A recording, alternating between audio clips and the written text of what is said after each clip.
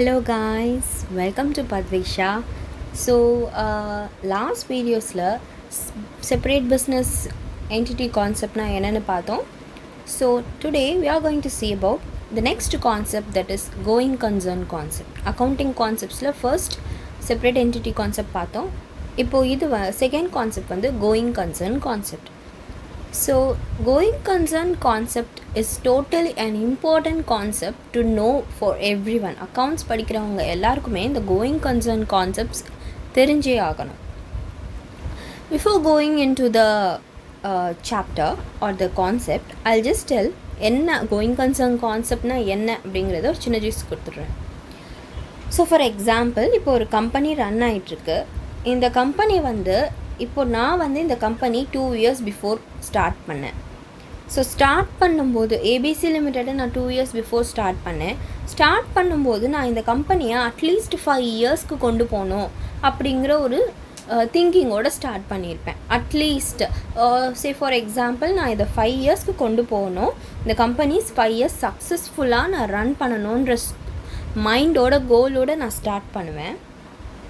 And எனக்கு கம்பெனியில் நல்லா இன்கம் வருது, ஏர்னிங்ஸ் இருக்குது, சேல்ஸ் நல்லா நடக்குது, ப்ரொடக்ஷன் நல்லா போகுது அண்ட் ப்ராஃபிட் நல்லா பார்க்குறேன்னா, at the end of the 5th year I may continue the கம்பெனியை நான் பிஸ்னஸை கண்டினியூ பண்ணுவேன். இன்னும் ஒரு 10 years நடத்தலாங்கிற ஒரு கான்ஃபிடென்ட் அண்ட் த கோல் நான் எக்ஸ்டெண்ட் பண்ணுவேன். அந்த கம்பெனியை நான் இன்னும் ஒரு 10 years நடத்தலான்னு கொண்டு போவேன். ஸோ இட்ஸ் அபவுட் 15 years நான் அந்த கம்பெனியை நடத்த போகிறேன் அப்படிங்கிற ஒரு திங்கிங்கில் 5th yearல இருப்பேன். ஸோ இந்த சுச்சுவேஷனில் தான் either if you are getting a financial crisis or ஏதாவது நேச்சுரல் டிசாஸ்டர், இந்த மாதிரி ஏதாவது ஒரு ப்ராப்ளம் வந்துச்சுன்னா நான் அந்த கம்பெனியை அப்போவே ஸ்டாப் பண்ணுற சுச்சுவேஷன் வரும். ஸோ அதுக்கு பேர் தான் going concern concept. Either the company is going கன்சர்ன்னா ஸ்டாப் பண்ணாமல், நான் அசெட்ஸை லிக்விடேட் பண்ணாமல், எந்த ப்ராப்ளமும் இல்லாமல் நான் கம்பெனியை நடத்திட்டே போவேன் till the end. there is no end for that, but till the end I am going to continue, நான் ரன் பண்ணுவேன். But either I'm getting a problem, financial crisis இருக்குது, எனக்கு மணி இல்லை, I have to close my debts அப்படிங்கிற சுச்சுவேஷனில் நான் கம்பெனியை விற்றுட்டு ஐ க்ளோஸ் மை டெப்ஸ். ஸோ அந்த மாதிரி சுச்சுவேஷனில் எனக்கு அந்த கம்பெனி ஸ்டாப் ஆகிடும், ரன் பண்ணுறதை நான் நிறுத்திடுவேன், அந்த கம்பெனியும் ரன் ஆகாது and my business will get lost. So இந்த மாதிரி சுச்சுவேஷனில் going concern concept is not in that particular situation. So அதுதான் going concern conceptனா என்னன்ற meaning. So we'll just read what is that. The going concern concept is a fundamental principle of accounting. This concept of going concern assumes that the business will continue for a long period to come and it is not likely to be liquidated in the near future. So நான் இப்போ சொன்ன மீனிங்னா, going concern concept இது fundamental பிரின்சிபல்னா, it's main principal ஒரு main rules that every business will follow. So இந்த அசம்ஷனை வச்சு தான் business follow பண்ணும். ஒரு 5 years கழிச்சு நான் அந்த கம்பெனியை 10 years நடத்துவேன், 5th yearல 10 years நடத்துவேன், 10th yearல இன்னும் 20 years கம்பெனி நடத்துவேன் அப்படிங்கிற ஒரு அசம்ஷனில் தான் கம்பெனி போகும். This concept of going concern assumes that the business will continue. So the business will continue for a long period to come. So வரப்போகிற அந்த லாங் பீரியடுக்கு பிஸ்னஸ் கண்டினியூ ஆகும். கோயிங் கன்சர்ன்னா என்னென்னா, assumes that the company will continue for a long period to come and it is not likely to be liquidated in the near future.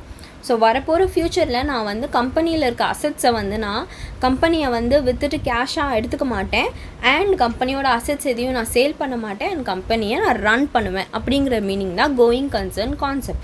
The concern means company, the company will go forever. So அதுதான் going concern concept. So will see few examples to clearly get what is going concern concepts. So first example நான் அங்கே கொடுத்துருக்கேன், அந்த 4 examples. For எக்ஸாம்பிளில் first example பார்க்கலாம், natural disasters. So natural disasters like என்னென்ன இருக்குது, earthquake இருக்குது, tsunami இருக்குது and a lot more natural disasters இருக்குது. ஸோ இந்த நேச்சுரல் டிசாஸ்டர்ஸ் வச்சு ஒரு example. For example, I am running a company near beach side run பண்ணிகிட்ருக்கேன், கம்பெனியை பீச் சைடில் ரன் பண்ணிகிட்ருக்கேன். அண்ட் எனக்கு வந்து சடனாக நான் நல்லா ரன் பண்ணிகிட்ருக்க கம்பெனியில் அந்த ஒரு ஆஃபீஸ் பில்டிங் தான் இருக்குது. எனக்கு அந்த பீச் சைட் கிட்டே இருக்கிற இந்த பீச்சில் தான் ஒரு ஆஃபீஸ் பில்டிங் தான் இருக்குது. And it is a natural disaster time or for example earthquake வந்து என்னோடய பில்டிங் ஃபுல்லாக சரிஞ்சு இதாகிடுது. ஸோ அந்த பிஸ்னஸ் கம்பெனி இந்த பில்டிங் ஃபுல்லாக போயிடுது அண்ட் என்னோடய டேட்டாலாம் I can't even get back. So அந்த மாதிரி சுச்சுவேஷனில் நான் கம்பெனியை டோட்டலாக க்ளோஸ் பண்ணி ஆகணும். This is the one thing. And next, government rules violations. Government rules violations is nothing but ஒரு கம்பெனி அவங்க வந்து கெமிக்கல் எக்ஸை சேல் பண்ணுறாங்க. அந்த கம்பெனி வெறும் கெமிக்கல் எக்ஸ், ஸோ ஃபார் எக்ஸில் என்ன வேணால் என்ன கெமிக்கல் ஹார்ம்ஃபுல் கெமிக்கல் சேல் பண்ணுறாங்க. அந்த கெமிக்கல்ஸ் வந்து it's not good for health. And அதை அந்த கம்பெனியில் கெமிக்கல்ஸ் ஃபேக்ட்ரி ரன் பண்ணுறதுனாலேயே it is harmful for the neighbourhood. So அந்த மாதிரி சுச்சுவேஷனில் என்ன பண்ணுவாங்கன்னா அந்த கெமிக்கல் ஃபேக்ட்ரியை கவர்மெண்ட் வயலேஷன் படி ரூல்ஸை வயலேட் பண்ணி அந்த கெமிக்கல் ஃபேக்ட்ரி நடத்துறதுனால அந்த கம்பெனியே ஸ்டாப் பண்ணிடுறாங்க. So the company the government comes and seizes the company operations and அந்த கம்பெனியை ஸ்டாப் பண்ணி சீல் பண்ணி வச்சிடுறாங்க. We can't open and run the chemical factory. So அந்த சுச்சுவேஷனில் whatever the business illegal business he does, chemical கம்பெனியை run பண்ண அந்த பர்சனுக்கு it is not a going concern. அந்த சுச்சுவேஷன்லேயே கோயிங் கன்சர்ன் ஸ்டாப் ஆகிடும். It is not a going concern for him because his company got closed by the governments because of he violated the rules and regulations. So this is the second example. The third example is financial crisis. இப்போ நம்ம ரெண்டு concept பார்த்தோம், ஒரு disaster and government rules violations பார்த்தோம். அதில் வந்து company close பண்ணிடுறாங்க. For example financial க்ரைசிஸில் I give another situation. So இப்போ வந்து நான் ஒரு நேஷ்னல் சர்வீஸ் கம்பெனி நடத்துகிறேன். National service for education company நான் நடத்திட்டுருக்கேன். And I'm running that company for a fewer cost, கம்மியான ருபீஸ் வச்சு என்னோடய ப்ராடக்ட்ஸ் என்னோடய டீச்சிங் சர்வீசஸ்லாம் நான் சேல் பண்ணுறேன். அப்படிங்கிற சுச்சுவேஷனில் எனக்கு ஃபினான்ஷியல் க்ரைசிஸ் வந்துடுது. So I can't even close my loans, என்னோடய டெப்ஸ் எல்லாம் என்னால் வந்து பே பண்ண முடியல. ஸோ அந்த மாதிரி சுச்சுவேஷனில் எனக்கு வந்து ஃபியூ ஆர்கனைசேஷன்ஸ், கவர்மெண்ட் ஆர்கனைசேஷன்ஸ் எனக்கு ஹெல்ப் பண்ணுவாங்க. So because I am running a national educational service company, so government எனக்கு வந்து like they help me to overcome the டெப்ட். இந்த டெப்டை ஓவர் கம் பண்ணுறதுக்காக அவங்க ஃபண்டை எனக்கு கொடுத்து இந்த கம்பெனியை நடத்துகிற மாதிரி பண்ணுவாங்க. இந்த future I will pay the government. So இந்த மாதிரி ஃபினான்ஷியல் க்ரைசிஸில் இருக்கும்போது நம்மளுக்கு கவர்மெண்ட் வந்து ஹெல்ப் பண்ணி we are overcoming the problem of closing the company close பண்ணுற சுச்சுவேஷனில் இருந்து கவர்மெண்ட் ஹெல்ப் பண்ணி நம்ம அதை ஓவர் கம் பண்ணிட்டோம். ஸோ அதனால் the company goes under going concern concept. So going concern நடக்கும் அந்த கம்பெனியில். எய்தர் அதுக்கு ஒரு ப்ராப்ளம் வந்து அந்த கம்பெனிக்கு ஃபினான்ஷியல் க்ரைசிஸ் வந்து க்ளோஸ் பண்ணுற சுச்சுவேஷன் வந்தாலும் the government helps us. So அந்த மாதிரி சுச்சுவேஷனில் the company என்னதான் இருந்தாலும் I am going to run with the fund I have. So அதுதான் next concept, illegal products. So government rules violations பார்த்தோம் இல்லையா, அதே தான் இல்லீகல் ப்ராடக்ட்ஸும். ஸோ ஃபார் எக்ஸாம்பிள் இந்த tobacco and a lot more illegal products every factory is running. So அந்த மாதிரி வந்து இல்லீகல் ப்ராடக்ட்ஸ் எல்லாம் ஸ்டாப் பண்ண அதை ஸ்டார்ட் பண்ண எல்லாருக்குமே it is not a going concern concept. So அதுதான் meaning. And I will give you a most important and real life example now.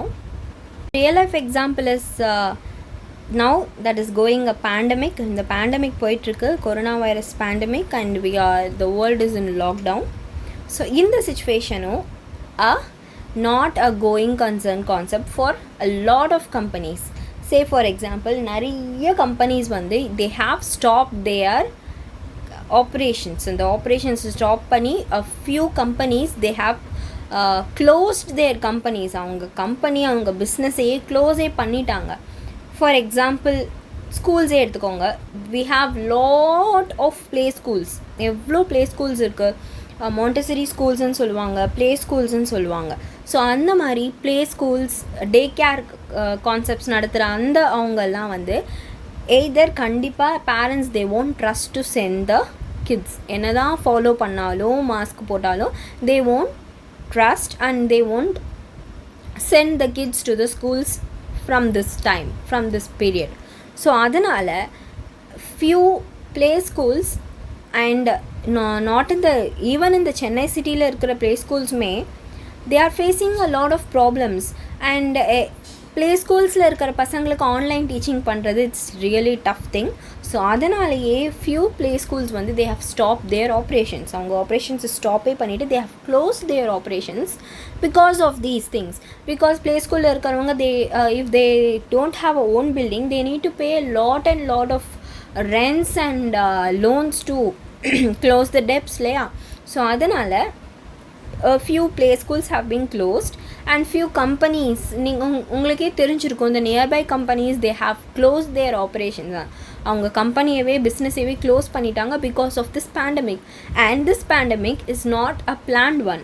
So it's நேச்சுரலாக நடந்த ஒரு டிசாஸ்டர் மாதிரி நடந்தது. But everything comes under a problem and a few business companies have been closed. So this is the thing.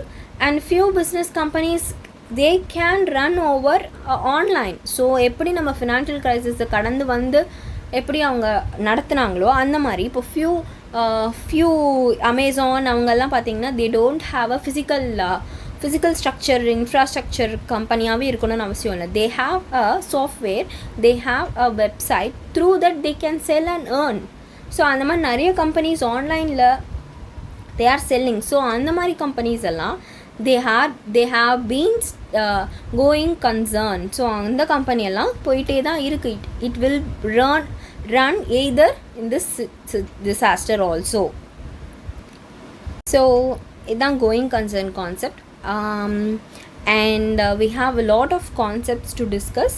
accounting conceptsல நிறைய concepts இருக்குது discuss பண்ணுறதுக்கு. I'll post those concepts in next videos. Until then, bye.